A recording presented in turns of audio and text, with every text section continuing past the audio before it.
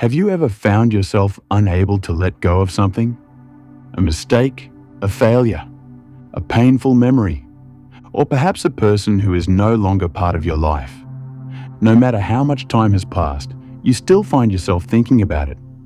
Maybe you've started believing that you're weak, that you're not good enough, that everything you touch eventually falls apart. And at night, when everything becomes quiet, those thoughts return. They replay themselves over and over again, pulling you deeper into anxiety, regret, and self-doubt. You know the situation is over. You know you cannot change the past. You may even know that it was never entirely your fault. Yet somehow, you still can't let go. Psychology has a name for this phenomenon. It is called rumination. Rumination occurs when we repeatedly think about painful experiences, mistakes, or negative emotions without finding any real solution. The mind keeps revisiting the same thoughts, hoping to resolve them, yet nothing changes. Instead of healing, we become trapped in a cycle of overthinking. The more we think, the worse we feel. And the worse we feel, the more we think. So if you're struggling to let go, it doesn't necessarily mean you're weak. In many ways, it is simply how the human brain is designed. Our dopamine system naturally holds on to unfinished stories. Our minds seek consistency more than truth. We become attached to old versions of ourselves, old identities, and old narratives. What you're experiencing is not a personal failure.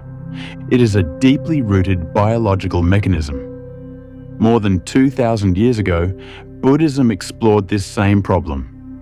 You don't need to become a Buddhist to appreciate its insights. Think of it simply as another way of understanding the human mind. In the Heart Sutra, one of the most famous texts in Buddhist philosophy, there is a well-known phrase: "Form is emptiness, and emptiness is form." At first glance, this statement may seem confusing, but its meaning is surprisingly practical. In Buddhist teaching, form refers to everything we can experience through our senses. The people in our lives, our thoughts, our emotions, our achievements, our failures, everything that appears to exist. Emptiness, however, does not mean that nothing exists. This is one of the most common misunderstandings. Emptiness simply means that nothing possesses a fixed, permanent, and independent essence. Everything exists because of countless causes and conditions. Everything is constantly changing. Think about water. Water can become ice. It can become steam. It can become clouds in the sky. Its form changes continuously. Yet we would never say that water does not exist. The same principle applies to every aspect of life. Relationships change, circumstances change, people change. Even the person you call yourself changes over time. The central teaching of the Heart Sutra is the understanding of impermanence and non-self. It encourages us to let go of attachment by recognizing that nothing remains unchanged forever. This is not a denial of reality. It is simply a recognition of how reality actually works. Everything arises. Everything transforms. Everything eventually passes away. When we stop clinging to the illusion of permanence, suffering begins to lose its grip on us. The truth is that every relationship will eventually change. Every chapter of life will eventually come to an end. What you need to let go of is not necessarily the person, the relationship, or the memory itself. What you need to let go of is the attachment. The insistence that things should have remained the way they once were. Much of our suffering does not come from the event itself. It comes from our resistance to change. It comes from replaying the same memories and turning them into permanent stories. The memory feels real.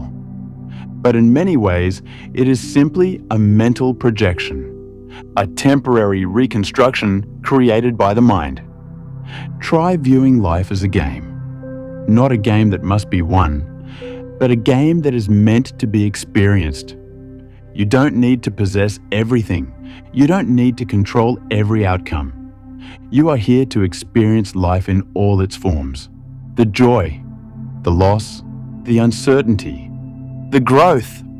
One helpful practice is creating a small distance between yourself and your emotions. Instead of saying, "I am suffering," try saying, "I am experiencing suffering." That subtle shift changes everything. You are no longer becoming the emotion. You are simply observing it, like a passing cloud moving through the sky. Letting go does not mean forgetting. It does not mean suppressing your feelings. You can remember every detail. You can honor every emotion. You can cherish every memory. But you do not need to remain trapped inside them. And yes, this is difficult.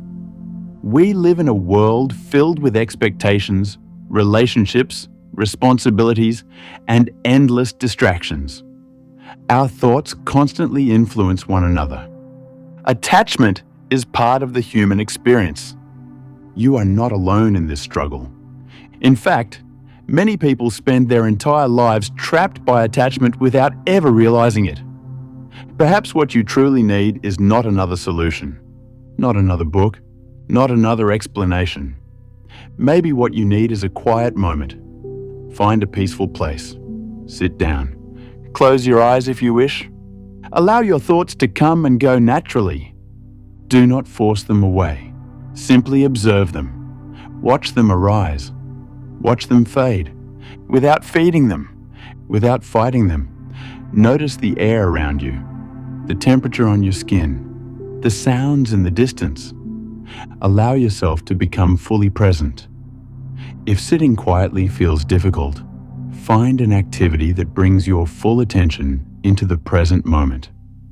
Read a book, go for a run, listen to music, walk through nature. Do something that allows you to simply be. So instead of trying to force yourself to let go, you can simply notice what is already letting go on its own. Thoughts arise. They stay for a while. And then, quietly, they pass. You don't need to win against your mind. You only need to stop believing every thought that appears within it. Right now, in this moment, nothing is missing. Nothing is fixed. And nothing is asking you to hold on so tightly. If you can see that, even for a single moment, something already shifts. Not because life suddenly becomes different, but because your relationship to it begins to soften. And in that softness, there is space. Space to breathe, space to feel, space to simply be here, without needing to escape the present. You don't have to let go perfectly. You only have to return again and again to what is already here. And even when you forget, even when the mind pulls you back into old stories, you can always return. Because nothing you are searching for is ever truly lost. It is only covered by thought, and when thought becomes quiet, even for a moment, what remains is already enough.